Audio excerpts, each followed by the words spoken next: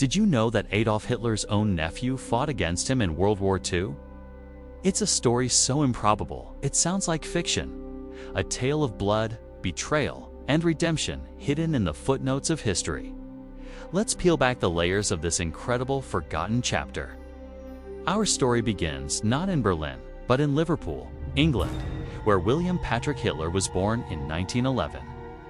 He was the son of Adolf Hitler's half-brother, Alois Jr., who had left Germany long before his younger sibling rose to power.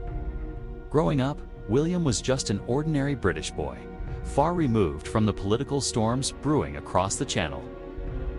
His connection to the future Führer was a distant, almost abstract fact. But as the 1930s dawned, that connection became impossible to ignore. His uncle was no longer just a radical politician. He was the Chancellor of Germany. Young, ambitious, and perhaps a bit naive, William saw an opportunity. In 1933, he traveled to Germany, hoping his infamous surname could open doors. He believed he could leverage his family tie to secure a prestigious job to build a life for himself within the new Reich. At first, it seemed to work. His uncle found him a position at the Reichsbank in Berlin, but the reality of living in the shadow of the Führer was suffocating. William was constantly watched, his every move scrutinized. He wasn't seen as family. He was seen as a potential liability, an outsider with a dangerous claim to the Hitler name. He later moved to a job at an Opel car factory, but he felt trapped, his ambitions stifled by the very man he hoped would elevate him. The tension came to a head when William tried to pressure his uncle for a better position.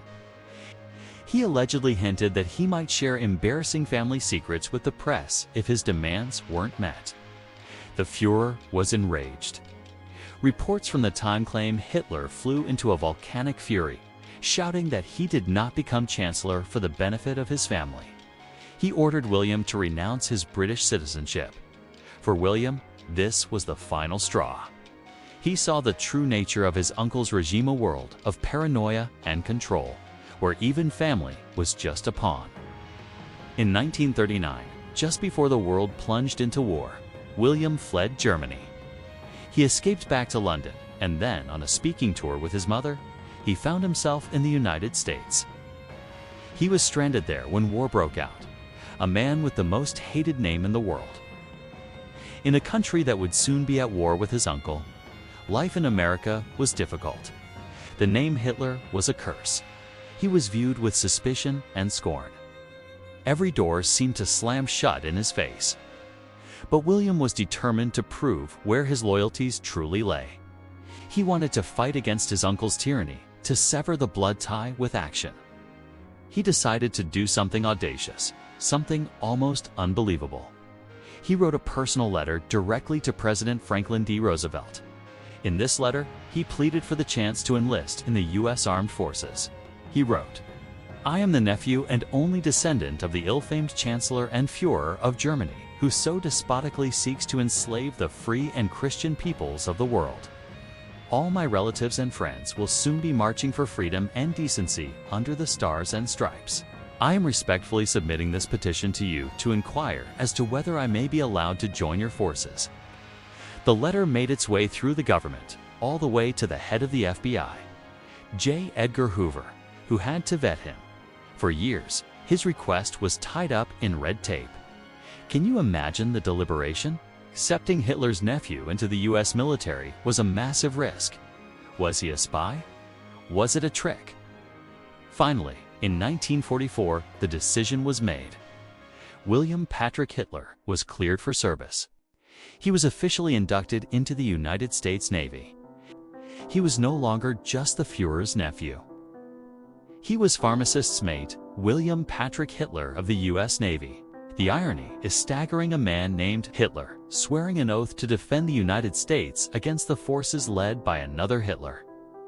He was sent to the Pacific Theater, the brutal heart of the war against the Axis powers. He served bravely as a medic, tending to the wounded. He wasn't given special treatment or kept in a safe rear echelon role. He was on the front lines, facing the same dangers as every other American sailor. And during combat, he was wounded. For his sacrifice and his service, he was awarded the Purple Heart, one of the most respected honors in the US military. Think about that for a moment. A man with the last name Hitler, wounded in action while fighting for the Allies, decorated for his courage. It's a powerful testament to the idea that we are not defined by our families, our blood, or our names. We are defined by our choices. When the war ended, William returned to a world forever changed. His uncle was dead.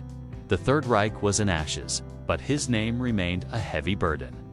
He wanted nothing more than to disappear, to live a quiet, normal life, free from the shadow that had haunted him for so long. So he made one final, definitive choice to break from his past. He legally changed his name. William Patrick Hitler became William Patrick Stewart Houston. He settled on Long Island, New York, got married, and raised a family. He and his wife had 4 sons. He ran a successful small business that analyzed blood samples for hospitals. He became just another American suburban dad.